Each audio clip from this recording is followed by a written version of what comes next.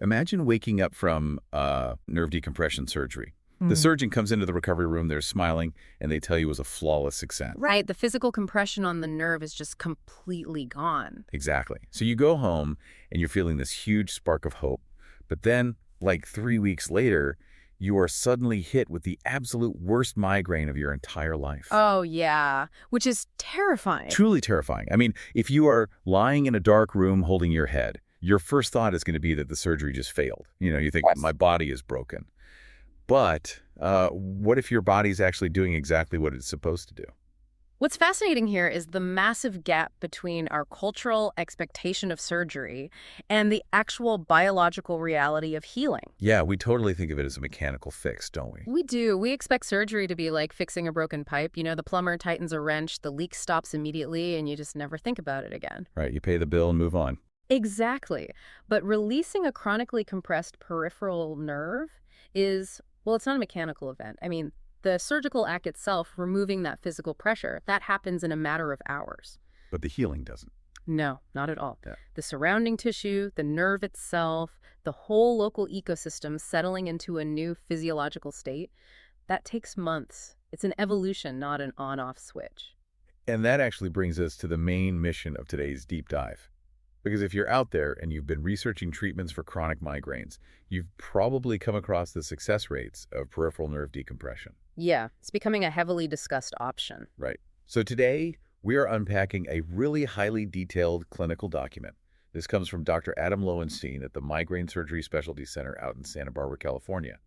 And we want to understand the hidden mechanisms of recovery here. Which are so much more complex than people realize. They really are. The core question we need to obsess over today is this. Why does a technically perfect surgery take 3 to 6 months to actually feel like a success to the person who just went under the knife? Well, to answer that, we have to look at the immediate postoperative environment. I mean, the surgeon's goal is obviously to relieve mechanical pressure. Right. But to do that, they have to navigate through layers of tissue, make incisions, and physically release these tight, fibrous bands or, muscular structures that are literally choking the nerves. So they're actively cutting away the compression? Yes, but creating that surgical pathway inherently causes local tissue trauma. Okay, let's unpack this, because the physical mechanics are just wild to think about. Imagine you have a rubber garden hose, right? It's sitting on your driveway, and you park your car's tire right on top of it. Ouch. Yeah, great visual. And you leave the car parked there for like 5 years. If you finally back the car off that hose, you successfully decompressed it. The heavy crushing pressure is gone. Right, the tire is off. But that doesn't mean the hose is magically fixed. The rubber is deeply dented. The internal structure is totally restricted and damaged. I mean, water isn't going to just start flowing perfectly the exact second the tire moves. That structural damage is exactly what we see in the human anatomy. And the hoses we are talking about here are incredibly complex. Yeah, let's talk about the specific nerves Dr. Loewenstein's document details, just to give everyone a real sense of the anatomical scale here. Yeah, so we are dealing with the greater, lesser, and third occipital nerves at the back of the head. Right, those are the big ones back there. Exactly. And then we're also looking at the supraorbital and supratrochlear nerves. Those are situated right above the eyes. And then on the sides of the head? On the sides, you have the zygomaticotemporal and the auriculotemporal nerves. Wow. I mean, hearing that list, it is basically a topographic map of everywhere a severe migraine can live. It really covers all the major trigger sites. And when the surgeon frees these nerves, the body immediately mounts an inflammatory response to those surgical incisions. Because it's just standard wound healing, right? Exactly. White blood cells rush to the area, fluid accumulates, and you get swelling. So the cruel irony for the patient is that this brand new post-surgical inflammation can actually press on and chemically irritate the exact same nerve that was just freed. Man, so you literally trade a permanent physical clamp for a temporary inflammatory squeeze. That's a perfect way to put it. That completely explains why the pain doesn't just vanish on day one.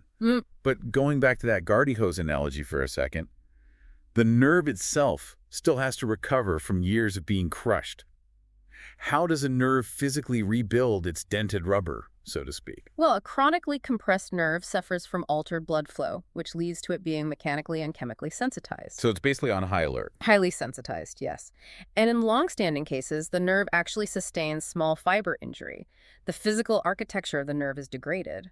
To fix this, the body initiates microvascular remodeling. Okay, let's break that terminology down. What is actually happening at a cellular level during this remodeling? So the microvasculature, those are the tiny microscopic blood vessels that feed the nerve tissue. They have to physically rebuild themselves to restore proper oxygen and nutrient flow. Because without that blood supply, the nerve just cannot function. Exactly. And at the exact same time, the nerve has this protective insulation called the myelin sheath. Years of compression basically wear that insulation down. Like a frayed electrical wire. Yes. Think of it exactly like a frayed electrical wire. When the insulation is frayed, the electrical signals misfire and they create sparks. And in a human nerve, those misfiring sparks translate to pain. Intense burning pain. So repairing that myelin sheath and allowing those tiny nerve fibers to actually regenerate, it requires a cellular rebuilding process that is strictly dictated by biology. It is measured in months, not days. Wow. So because the post-op inflammation and this microscopic rebuilding process are happening at the exact same time, the patient's head is essentially just a massive biological construction zone. That is exactly what it is. Which brings us to the actual timeline. I mean, if you are the listener dealing with this, Yeah. you don't just want the cellular biology. You want to know what this actually looks like on a calendar. Absolutely. The timeline is crucial. But I have to stop and admit some confusion here, just playing devil's advocate for a second. Go for it. If my appendix is about to burst, right, a surgeon removes it, and 3 weeks later, I do not have appendicitis symptoms. The problem was removed. Right. It's gone. So if a surgeon perfectly removed the compression on my occipital nerve, why would I still be having breakthrough migraines 3 weeks later? Doesn't that just fundamentally point to the surgery failing? It feels like a failure to a patient who hasn't been warned about how hyperexcitability works. I mean, an appendix is an organ that gets removed entirely. A decompressed nerve is left inside the body to heal. Oh, that is such a key difference. It really is. Understanding the 4 phases of this biological timeline is the only way to reframe a breakthrough headache. Instead of viewing it as a red alert that the surgery failed, you start to view it as a normal, expected data point in a healing trajectory. Okay, let's map out these 4 phases so we know exactly what is happening beneath the surface. Phase 1 is the acute post-op phase, covering days 0 to 14. Yeah, and this window is entirely dominated by the trauma of the operation itself. Surgical inflammation is at its absolute peak here. So we're talking about the swelling, the bruising. Swollen, bruised, and highly reactive local tissue. The fluid accumulating around that freshly released nerve causes significant mechanical irritation. So you might feel worse before you feel better. Some patients might even notice their traditional migraine pattern shifting. But the key takeaway is that how you feel on day 7 is completely separate from your underlying chronic headache disorder. Because your head just went through a controlled trauma. So the pain in phase 1 isn't a migraine, it's literally just surgical recovery. Precisely. It is not predictive of your final outcome. And then we move into phase 2, which is early healing. This covers roughly weeks 2 through 6. Okay, what happens in weeks 2 through 6? The visible edema, the physical fluid and swelling begins to drain away. The nerve is no longer being squished by the surgeon's incisions. But this is usually the exact window where a patient panics, right? Because the swelling is gone, the incisions look completely healed on the outside, but the headaches can suddenly come roaring back. Exactly. The physical swelling is gone, but the nerve is now raw and exposed. It is entering a highly irritated, hyperexcitable state. Hyperexcitable? What does that feel like? Well, to understand hyperexcitability, imagine a highly calibrated car alarm. Before the surgery, the nerve was muffled and crushed. Now that it is free, the alarm system is broken and overly sensitive. Okay, I'm tracking. So a normal, non-painful stimulus like turning your neck, a change in barometric pressure, or even just your own pulse can trigger the alarm. A leaf falls on the windshield and the car just starts blaring. Oh, wow, that makes total sense of the clinical symptoms. You might have 3 amazing, completely pain-free days where you think you are cured, and then one tiny trigger sets off that car alarm, resulting in a severe breakthrough headache. Yeah, the fluctuation in this window is the absolute hallmark of a nerve waking up. It is throwing a biological tantrum as it tries to recalibrate to normal sensory input. A biological tantrum, I like that. And that turbulent up and down pattern leads us straight into phase 3, nerve remodeling. We are now looking at months 2 through 4. Ah, this is where that frayed electrical wire finally gets its new insulation. You got it. The core regenerative work happens here. The Schwann cells, which are the cells that maintain the myelin sheath, they're actively repairing the nerve's insulation. And what about the blood flow? The microvascular blood supply is stabilizing too. As that structural integrity improves, the car alarm becomes less sensitive. The nerve stops misfiring at every little stimulus. So for the patient, this translates to a gradual reduction in both the frequency and the intensity of the pain. Yep. But the text puts a massive underline on the word gradual. I mean, the improvement here is slow and totally nonlinear. You might string together 2 great weeks, followed by 3 bad days. It is not a straight line down to 0 pain. Which is exactly why the final assessment of the surgery is delayed until phase 4, the steady state, which covers months 4 through 6. In months 4 through 6, so by the half-year mark. By the half-year mark, the nerve function and the local tissue architecture have finally approached a new, stable, physiologic baseline. The remodeling is largely complete. Half a year is a staggering amount of time to wait for a definitive answer on whether a surgery worked. It is a long time. But Dr. Loewenstein's text points out that the published literature, including the foundational Guyuron series outcomes, they do not even attempt to judge the success of the procedure until this 4 to 6 month mark. Because if you try to assess the outcome at week 6, you are literally looking at a raw, hyperexcitable nerve and calling it a failure. If we connect this to the bigger picture, allowing the full 6 months for the steady state to arrive is really the only scientifically valid way to interpret this surgical benefit. Okay, but looking at this rigid 6-month biological timeline reveals a pretty massive contradiction in the source text. Oh, about the instant recoveries. Yes. We just established that rebuilding myelin in blood vessels takes half a year. Yet, the text clearly acknowledges that some patients wake up from anesthesia on day 1 and are miraculously instantly pain-free forever. Yeah, sounds like magic. Right.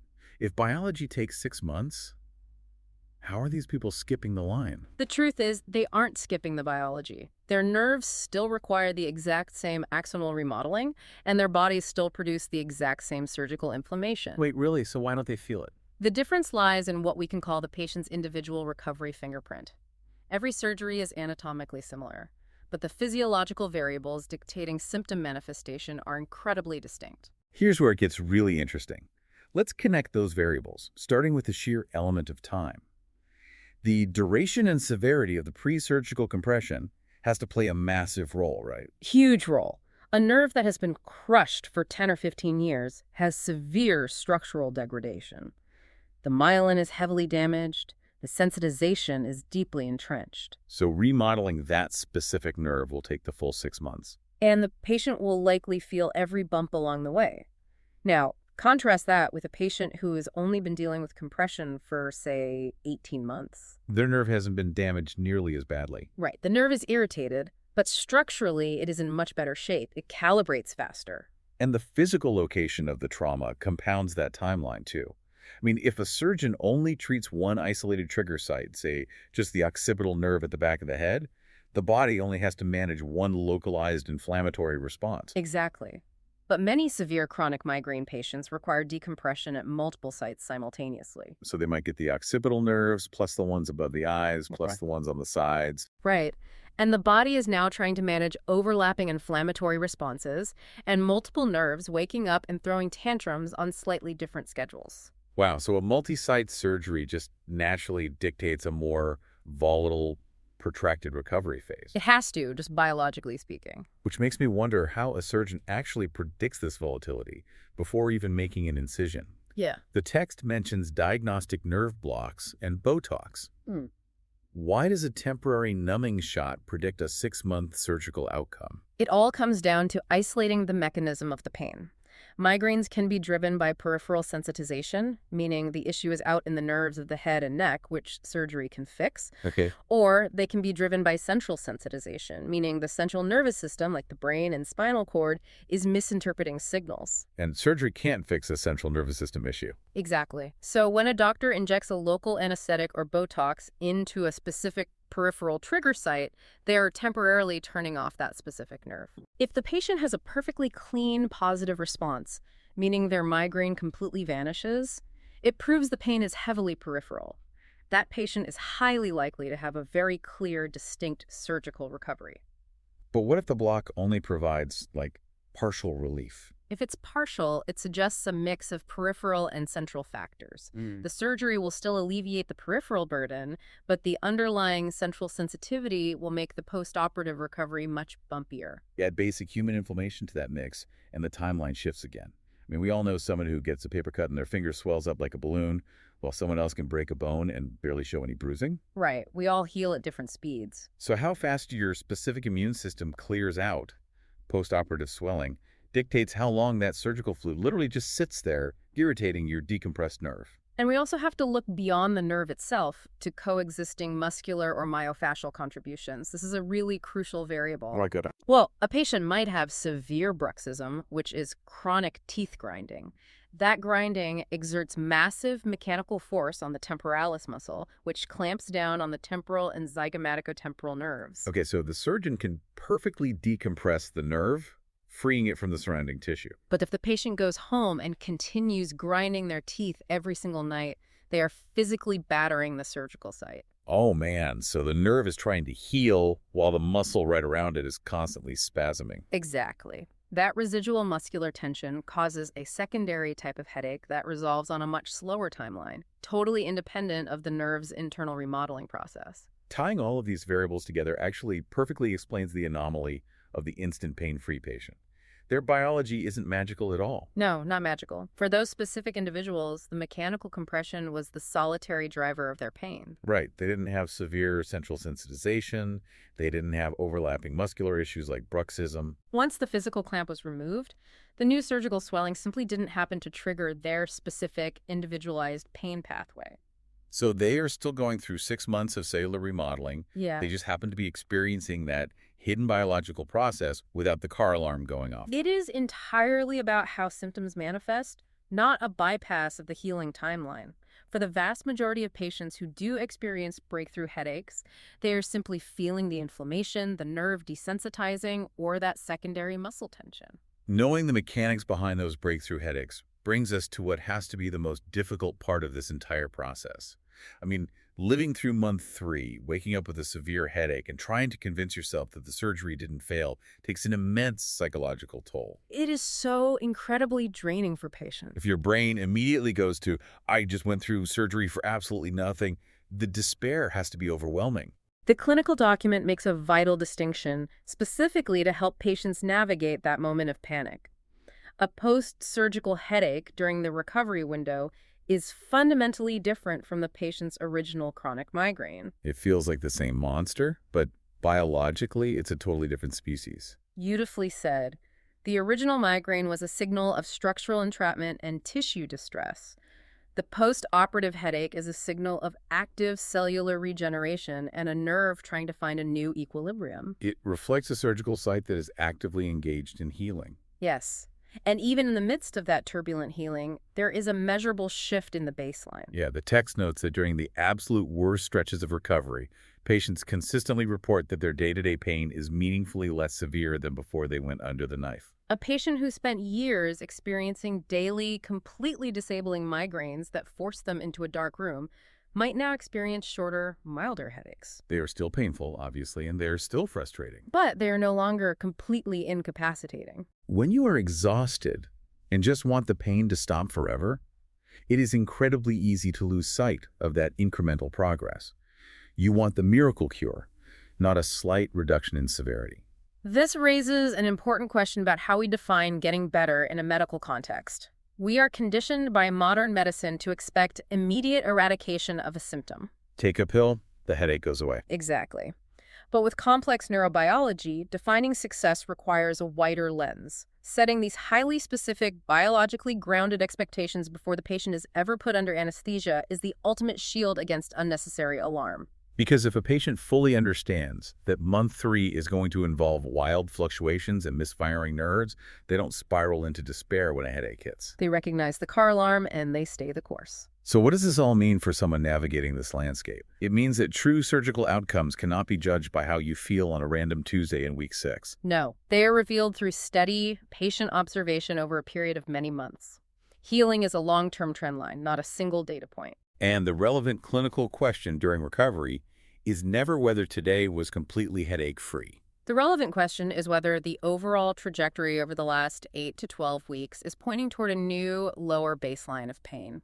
I want to thank you for joining us on this deep dive.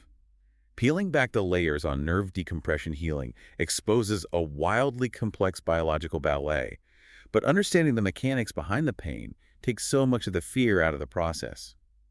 True healing is a cellular evolution, not an event you can just circle on a calendar. It really is a journey. As a quick reminder, this deep dive is strictly for educational purposes based on the insights from Dr. Loewenstein's clinical text. If you or someone you know is dealing with chronic migraines or considering this type of peripheral decompression, please consult a qualified physician or surgeon for a formal evaluation to see what is appropriate for your specific anatomy and condition. Before we wrap up, I want to leave you with a final thought to mull over. We've spent this entire deep dive analyzing a physical nerve, how even when a surgeon executes a flawless procedure and perfectly removes the physical burden crushing that nerve, it still requires months of turbulent, painful, nonlinear adjustment to finally find its new baseline. Yeah. It makes you wonder, how might that physical reality completely reframe our expectations for how we recover from other types of long-term stress or emotional trauma in our lives? True recovery, whether it involves a compressed occipital nerve or a compressed human spirit, isn't just about the moment the pressure is removed. It is about having the patience to give the entire system the grace, the space, and the time to relearn how to exist without it. Even when the car is finally backed off the hose, the rubber still has to remember its shape. Get you on the next deep dive.